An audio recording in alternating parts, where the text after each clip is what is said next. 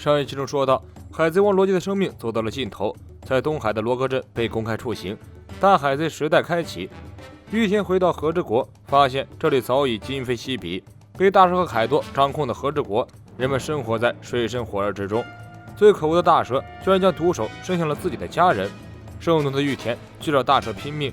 大蛇和玉田进行了一次短暂的密谈之后，玉田居然不再去找大蛇干架，而是像疯了一样，每周都在花之都的大蛇城外面表演滑稽的舞蹈。和之国的百姓对玉田又失望又气愤。玉田回到和之国后的第2年，月光海贼团和百兽海贼团的战争在和之国的领口爆发了。月光莫利亚与百兽凯多爆发了激烈的冲突。这场战争发生的同时，刀神罗马之墓发生了盗墓事件。而即使这些大事件发生，光彦玉田还是雷打不动的每周出现在花之都做滑稽的表演。即使这样，玉田的家臣们依然不离不弃地守在玉田的身边。玉田感叹道：“这种情况，你们继续做我的家臣，真的好吗？”大家纷纷调侃道：“事到如今，我们还能去哪儿？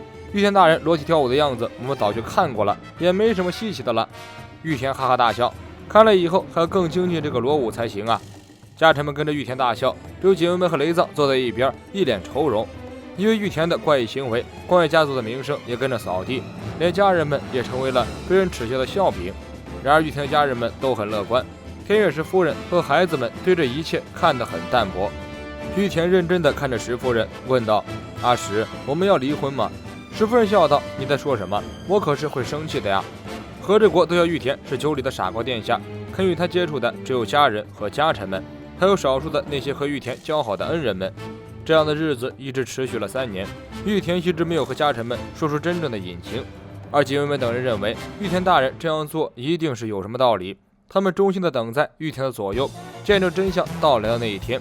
兵五郎、老康这种格局的人物根本不屑与大师这种狼狈之辈为伍，他们的想法很简单，就算玉田真的是个傻子，宁可和这种傻子为伴，也不做大蛇身边的乌合之众。4年过去了，和之国依然没有任何变化。然而在第5年的时候，大蛇的人出动了，他带着大队人马来到了酒里，玉田携家臣们列队等候。大蛇踩着下人走下马车，玉田走过去，居然跪在了大蛇的面前，恭候多时了，大蛇将军。距离那一天正好5年了，到了约定的时刻。大蛇嘿嘿一笑：“约定？我可不记得有什么约定。真亏你能将这个荒芜的酒里修建成像样的城市，干得不错。我要在这里修建几个新的武器工厂，就拜托你帮忙了哟，玉田。”玉田一愣，约好的事情，船呢？还有关于凯多的事情。大蛇一脚踢过来，收起笑容，沉着脸斥责道：“你在说什么啊？我要将和之国变成制造武器的国家！”大蛇当即下令，将酒里的所有人抓起来，让这些人全部去工厂做劳力，日夜不停地进行劳作。大蛇似乎有意激怒玉田，嘲讽地说道：“那个叫做兵五郎的黑帮老大，我搞不定，已经交给凯多处理了。本以为能将黑帮收服，但是我现在放弃了。他的手下，他的老太婆、妻子全部被射杀了。你的儿子、女儿现在是不是到了可爱的年龄了？好好珍惜吧，慎重考虑一下在酒里建造工厂的事情。”玉田看着大蛇离去的背影，突然想起了经常招待自己的兵五郎和他的夫人，以及自己可爱的妻儿。与家臣们想的一样，这5年来，玉田一直独自背负某种东西。被逼上绝路的玉田终于忍无可忍，他咬着牙，恶狠狠地说道：“我要讨伐凯多。”警卫们大声回应：“我们一直在等着您的这句话。”目标鬼之岛，在凯多那个酒鬼喝醉的时候砍下他的脑袋。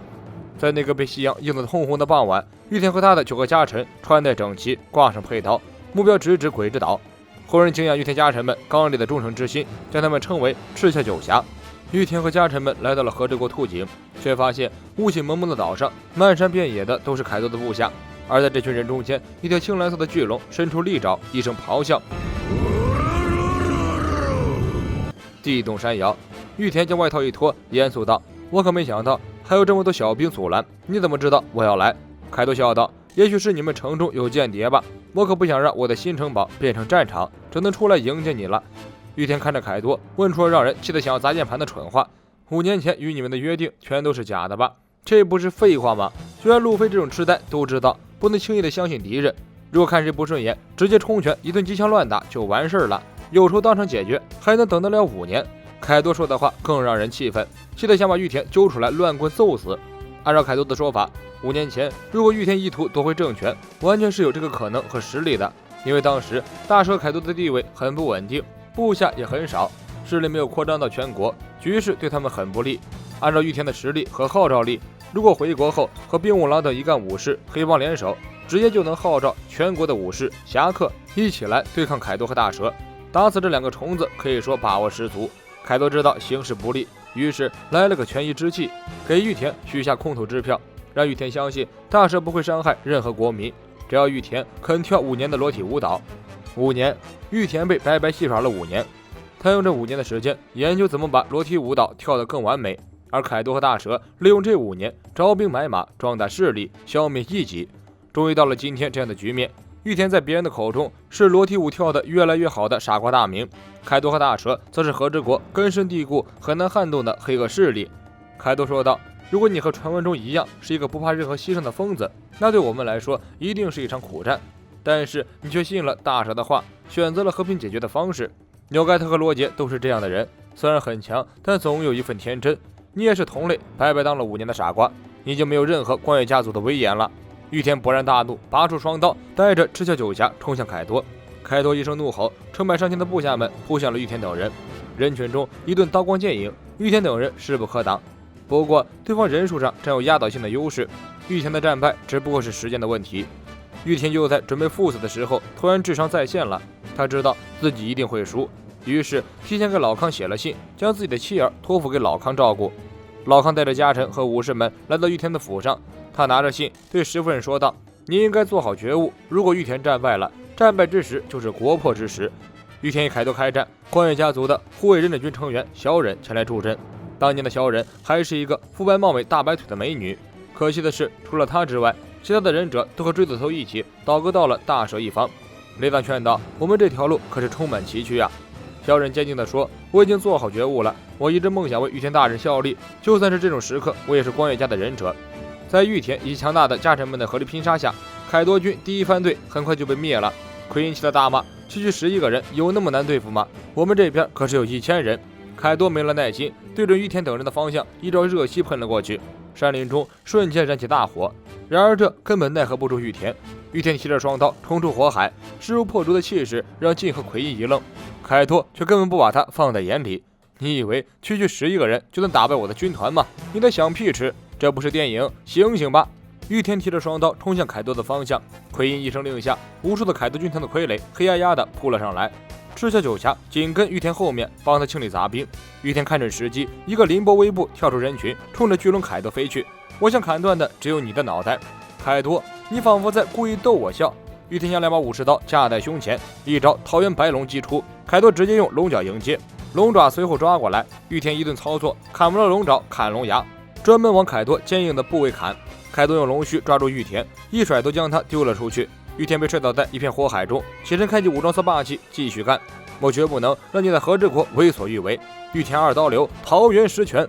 玉田如流星一般穿过凯多的龙身，凯多惨叫一声，在他的胸口出现了一道 X 型的伤口，鲜血飞溅。陆海空最强生物的威名折损在了玉田的刀下。凯多摔倒在地，变回人形状态，手握狼牙棒站起身。玉田立刻攻了上来，到此为止了，不要再来和之国。凯多提起狼牙棒迎战，我凯多愿称你为最强，但是你可能不知道，我变成人才是最猛的。凯多和玉田各自使出大招，全力用武器砸向对方。突然，玉田身后传来陶之助的声音，他喊道：“父亲大人，救我！”玉田关键时刻刹住车，回头一看，陶之助被敌人擒住，生命危在旦夕。玉田这边直接泄了气，转身奔向陶之助。凯多不管那套，直接一棒子捶在玉田的身上，将玉田砸翻在地。而陶之助突然一显一笑，脸一变，居然是那个模仿果实的能力者老太婆黑檀木蝉。所以为什么大家都说陶之助必死，这是有原因的。凯多利用这种下三滥的手段赢了玉田一局，胜之不武。玉田被打倒了，赤鞘九侠们一下子就泄了气，被晋和奎因纷纷打倒。就这样，玉田和赤鞘九侠对战凯多的传说之战落下了帷幕。双方的壮烈战斗使秃顶的山里燃起大火，直到5天后的大雨才将火灾平息。玉田与赤鞘九侠被抓了起来。小忍被绑起来的时候，玉田死活不认小忍，认定此人是来偷袭自己想立功的敌方忍者，并且当场将他训斥一顿。小忍就这样被放了出来。他心中知道玉田的良苦用心，眼含热泪离开了战场。玉田和他的9位家臣以谋反的罪名被关进了花之都的大牢，等候发落。民众们对此事的前因后果一无所知，都冷眼旁观，甚至出言嘲讽。没过几天，玉田等人的处刑决议下发到了民间。玉田一伙人因为谋反罪，将于3天后在公众面前公开处以斧烹之刑。所谓斧烹之刑，就是将一锅油烧热后，将犯人丢进去直接油炸，非常可怕。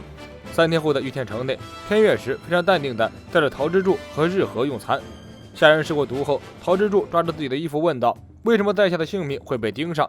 石夫人平静地说道：“因为你的父亲很伟大，而你是要肩负这个国家的男人。”年幼的日和捧起碗筷，开心地准备用餐。桃之助却抽抽啼啼地哭了起来，因为他知道就在今日，自己的父亲就要被凯多给杀了。处刑场聚集了许多群众，斧烹之刑很少见，大家都想看看玉田被处死的过程。玉田和赤小九侠戴着手铐被带到了烧得滚烫的油锅前。大蛇喝了一口酒，迫不及待地命令手下立刻对玉田等人处刑。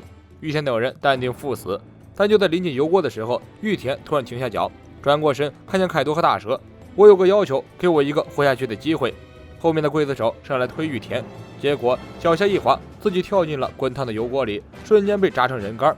大蛇大吼大叫：“我凭什么给你一个活下去的机会？我巴不得你立刻被炸成酥油饼！”凯多打断大蛇，大声问道：“你要干什么？”玉田淡定地说道：“我们10个人同时掉进油锅里，你们定个时间，如果有人能挺过来，你们就把我们所有人放了。”玉田实在是太天真了，到这种时刻，他还指望凯多和大蛇这对狼狈小人能和他立下什么约定？这个时候，就算凯多当场拿出一份合同，摁上手印，盖上公章，并且对玉田发毒誓，玉田都不应该相信。凯多敬玉田是条汉子，并且实在是有点好奇，想看看他想搞什么鬼，于是点头答应。